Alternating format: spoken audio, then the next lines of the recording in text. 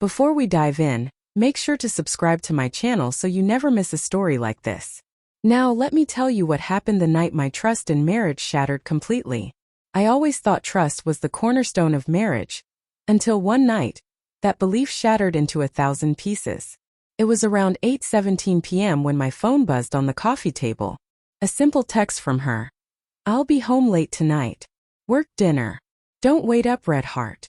No context, no explanation, just a casual note, as if I were her roommate rather than her husband. I stared at the screen longer than I probably should have, then typed back. "Take your time. I've got company too."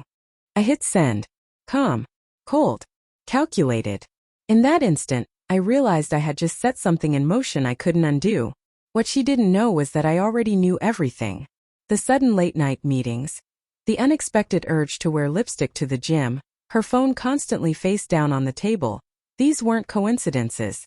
They were silent confessions. 2 weeks earlier, I had installed a tiny tracker in her car. Not to trap her, but to discern whether I was losing my mind or my wife. The truth hit harder than I anticipated. She wasn't at the office. She wasn't with friends. She was on a quiet rooftop bar on 5th Street with him. That night, I didn't sit there like a broken man. I made sure she realized she wasn't the only one who could play this game. I didn't have anyone with me. No companion, no friend, just a glass of bourbon and silence. But the moment she read my message, I could feel her panic ripple through the words she would soon send. My phone buzzed 3 minutes later. Call from Emily. Then again. And again.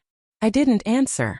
I just let it ring, echoing through the quiet house like a confession. 15 minutes passed and she texted again. "Who's there?" Another message. "Are you serious right now?" And then, "Answer me." I could almost hear her hands shaking through her words. Meanwhile, I leaned back, letting the clock tick, letting her guilt build and gnaw at her from the inside. Finally, one more text. "I'm coming home."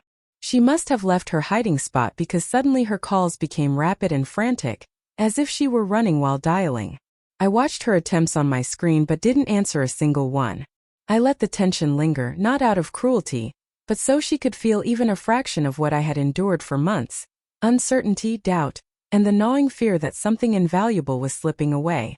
By the 6th missed call, a notification from the tracking app confirmed it. Her car was still across town. She had grabbed a taxi. 20 minutes later, keys rattled at the front door. She rushed in, still wearing the same dress, her hair messy, lipstick faintly smudged. Not from passion but panic. Her eyes scanned the room desperately, searching for the company I'd mentioned. There was no one. Just me sitting on the couch, TV off, lights dimmed, waiting. "Where is she?" she demanded, chest rising and falling rapidly. Her voice trembled, trying to mask fear with anger. But it failed.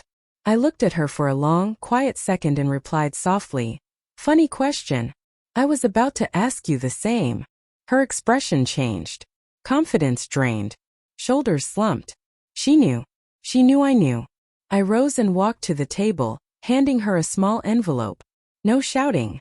No tears. Just quiet truth. Her hand shook as she opened it. Inside were printed photos. Her at the bar with him, leaning close, smiling in ways she hadn't with me for a long time. Behind the photos was a single sheet of paper. Divorce documents. She didn't cry immediately. She whispered, "You were watching me?" I said, "No. I was watching us fall apart."